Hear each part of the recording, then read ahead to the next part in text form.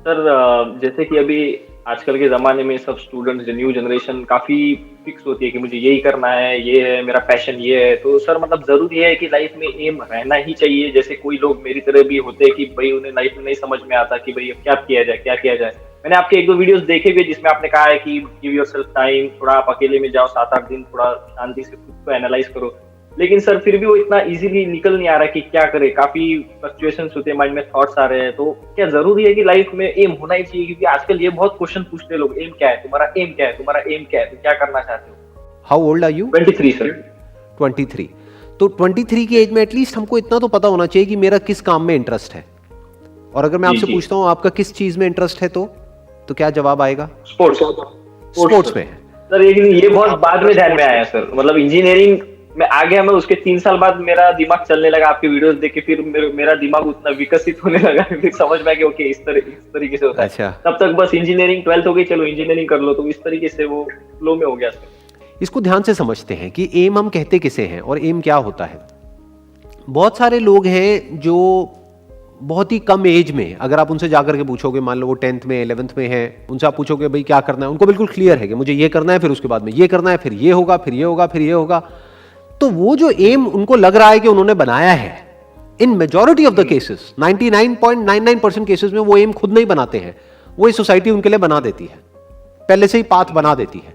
हर एक की फैमिली में कोई ना कोई आइडल होता है, यानी उस फैमिली बैकग्राउंड के हिसाब से जिसको भी रिस्पेक्ट सबसे ज्यादा मिलती है उस फैमिली सर्कल में, तो सबके ऊपर वही प्रेशर होता है कि उनके जैसा बनो। जी जी जी। किसी की फैमिली में कोई सीए होते हैं, किसी की फैमिली में कोई इंजीनियर भैया होते हैं, या फिर कोई ऐसी फैमिली होती है जहां पे सबने प्राइवेट जॉब करी है और वहां की प्रॉब्लम्स देखी हैं, तो उनके माइंड में गवर्नमेंट जॉब बैठी होती है। तो डिपेंडिंग अपॉन कि उनका क्या बैकग्राउंड है, उसके हिसाब से वो एम, वो गोल उनके लिए सेट कर दिया जाता है। तो अब आपका क्वेश्चन ये है कि क्या ये एम होना चाहिए? तो एक्चुअल में देखा जाए तो उन्होंने तो कोई एम सेट किया ही नहीं है।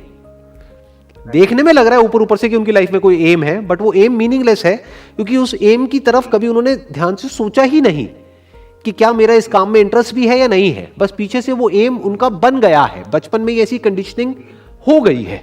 जैसे किसी रोबोट को बता दिया है कि भाई रोबोट तेरे को ये काम करना है, this is the task that you need to do, इसमें कोई सवाल नहीं पूछना, बस तेरे को ये करना है।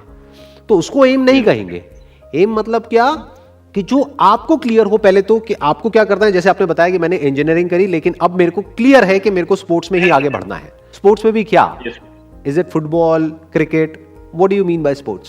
सर मुझे actually I want to work as an administrator, क्योंकि मैंने एडमिनिस्ट्रेशन का कोर्स किया है। तो जरूरी नहीं कि क्रिकेट फुटबॉल जैसे इवेंट्स हो रहे हैं, वर्ल्ड कप, तो वर्ल्ड कप में या फिर ओलंपिक्स में या फिर वुमेन्स वर्ल्ड कप अभी इंडिया में होने वाला था, लेकिन वो पोस्टपोन हो गया। तो वो सब चीजें अभी कोरोना वायरस की वजह से एक्सटेंड हो रही है। राइट। तो ऐसे ऐसे फील्ड में काम करना है और ये एक्सपीरियंस लेना है। हाँ, तो अब आप ऐसा क्यों कह रहे हो कि आपके पास में कोई एम नहीं है? आपके पास में तो एम है और वो एम बिल्कुल क्लियर है। इंपॉर्टेंट ये नहीं है कि आप अभी पैसा कम कमा रहे हो या ज्यादा कमा रहे हो, इंपॉर्टेंट ये है कि आप आने वाले टाइम में क्या करने वाले हो। और वहां पर भी पैसे से ज्यादा जो चीज इंपॉर्टेंट है वो ये है कि जो आप काम करने वाले हो, दिन में 8 घंटे 10 घंटे, हफ्ते में 5 दिन 6 दिन, क्या उसमें आपका कोई इंटरेस्ट है या नहीं है? स्पोर्ट्स एडमिनिस्ट्रेशन में आपका एक्चुअल में इंटरेस्ट है, जिसके लिए आपने इंजीनियरिंग की अपनी पूरी पढ़ाई कंप्लीट करी और उसको भी छोड़ दिया, उस डायरेक्शन में भी कुछ नहीं कर रहे हो, तो that means you are so passionate about it.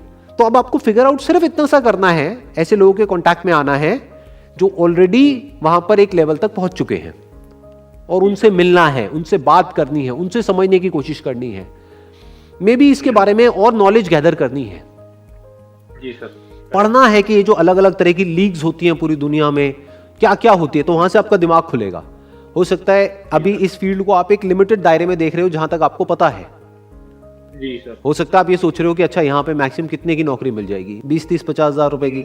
अभी हो सकता है आपका दिमाग ऐसे चल रहा हो, बट हो सकता है जब आप डीपली इसको स्टडी करना शुरू करो तो आपको समझ आए कि ये रोल कितना इंपॉर्टेंट है।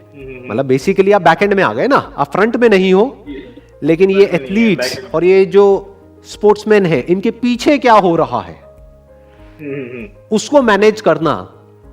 तो जो उसको मैनेज कर रहा है वो कितना कमा सकता है और वो क्या क्या कर सकता है। हो सकता है वो सारी चीजें आपके माइंड में अभी हो ही ना हो, क्या सकता है पक्का होगा ही नहीं। तो जब आप स्टडी करना शुरू करोगे, इसकी डेप्थ में जाना शुरू करोगे, तो आपका माइंड क्लियर होगा कि ये पॉसिबिलिटीज है, और हो सकता है वो पॉसिबिलिटीज जहां तक आप सोच रहे हो उससे बहुत बड़ी हो। इसी फील्ड में आपको ऐसे ऐसे लोग देखने को मिल जाएंगे इंडिया में भी और वर्ल्ड के अलग अलग पार्ट्स में भी, जो लाखों रुपए महीने का कमा रहे होंगे। Yes sir. और एक बार को मैं कहता हूं in the worst case scenario नहीं भी कमा रहे, अरे यार आप 50,000 रुपए महीने का भी कमा रहे हो, but at least you are doing what you really want to do. इससे बड़ी चीज क्या होगी? सही है सर। जो आपकी बाकी की लाइफ है, अभी तो 23 साल के ही हो, 2 साल आपको लग जाते हैं प्रॉपर तरीके से कहीं सही जगह तक पहुंचने में, तो 25 साल के बाद मान लो 65 की एज में आप रिटायर होते हो, तो 40 साल तक आप एक काम करने वाले हो सुबह से लेकर के रात तक। तो ये 40 साल आपके कैसे होंगे? मान लो लाखों रुपए आपने नहीं भी कमाया, 50,000 रुपए ही कमाया, बट वहां पे जाने में आपको मजा आता है, वो करने में अच्छा लगता है, वो देखने में अच्छा लगता है, वो एनवायरनमेंट में आप होना चाहते हो। आप ये कह सकते हो आप अपने लिए एक अलग दुनिया को चुन रहे हो, एक अलग यूनिवर्स को चुन रहे हो, जो यूनिवर्स दूसरे जो यूनिवर्स है उससे बिल्कुल अलग है। तो अगर उसमें 1-2 साल फालतू भी लग गए तो क्या फर्क पड़ता है? जल्दी क्या है?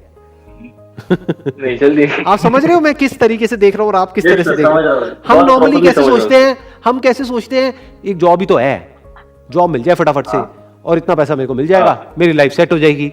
अरे भाई लाइफ का मतलब क्या सिर्फ जॉब, वहां से पैसा, खाना पीना निकालना, यही है लाइफ, और कुछ है ही नहीं। या फिर लाइफ एक ऐसी पॉसिबिलिटी है जिसको आप जैसे चाहो वैसे डिजाइन कर सकते हो। आप इसको इस तरीके से देखो कि मैं अपने लिए एक यूनिवर्स को चुन रहा हूं। ये जो देखने में लगता है ना एक प्लैनेट, अरे भाई ये एक प्लैनेट तो है जिसको अर्थ बोलते हैं, लेकिन इसी प्लैनेट पे अलग अलग तरह के यूनिवर्सेस एग्जिस्ट कर रहे हैं। ये जो मल्टीवर्स का कॉन्सेप्ट है ना, जो मूवीज में हम देखते हैं, वो तो फिक्शन है, बट रियलिटी क्या है कि एक स्पोर्ट्स की दुनिया है, एक मान लो आईटी की दुनिया है, ये 2 अलग अलग दुनिया है। वहां के डायनामिक्स अलग है, यहां के अलग है, वहां की एनर्जी अलग है, यहां की एनर्जी बिल्कुल अलग है। तो आपको पहले चुनना है कि मुझे किस यूनिवर्स में घुसना है। अभी आपने कोई सर्टिफिकेट कोर्स किया है इसमें, या क्या डिप्लोमा लिया है, डिग्री लिया है, क्या लिया है स्पोर्ट्स? नहीं सर, ये डिग्री है, मास्टर्स डिग्री है सर, ये स्पोर्ट्स की। अच्छा, पूरा मास्टर्स की डिग्री है, राइट? पूरा 2 साल की? नहीं सर, ये एक साल का, ये मास्टर्स स्पोर्ट्स में जो एडमिनिस्ट्रेशन के कोर्सेज है, ये मोस्टली 1 साल के रहते हैं। कहां से किया आपने? सर रशिया, सोची। अच्छा, रशिया से किया है आपने? एक ही वर्ल्ड में से देखिए ओलंपिक यूनिवर्सिटी है सोची में, वो ओलंपिक यूनिवर्सिटी है जो वर्ल्ड की वन ऑफ द बेस्ट जो यूनिवर्सिटी है, वहां से आपने मास्टर्स किया है स्पोर्ट्स एडमिनिस्ट्रेशन में। Correct me if I am wrong, मैं ठीक कह रहा हूं? Yes sir, correct. तो आप अपने आप को अंडर एस्टिमेट क्यों कर रहे हो भाई? आपके जैसे लोगों की तो जरूरत है दुनिया को, जरूरत नहीं है क्या? ऐसे हो जाएंगे ओलंपिक्स, उसमें लोग चाहिए ना जो क्वालिफाइड हो उसमें। ऐसी तो नहीं ना किसी को भी पकड़ के ले आएंगे कि भैया आप आओ इसको मैनेज करो। नहीं सर, प्रॉब्लम ये है कि मतलब अभी मेरे को 1-2 अपॉर्चुनिटीज थी जो कि मुझे बहुत, मैं उसके लिए लुकिंग फॉरवर्ड टू जो कहते हैं वो था, मतलब यूके में और यूरोप में, लेकिन कोरोना वायरस की वजह से सब कैंसिल हो गया। तो अब वो फ्रस्ट्रेशन हो रहा है कि यार अभी वापस इंडिया जा रहा हूँ खाली हाथ, लाइक। ये टेम्पररी है, ये जो कोरोना है ये हमेशा के लिए तो रहने वाला नहीं है, जाएगा ना, 2 महीने में जाए, 6 महीने में जाए, साल में जाए। तो इससे पहले आप खुद ही कह रहे हो अपने मुंह से कि मेरे को कुछ अपॉर्चुनिटीज मिल रही थी, तो जब पहले मिल रही थी तो बाद में भी मिलेगी, उसमें डाउट क्या है?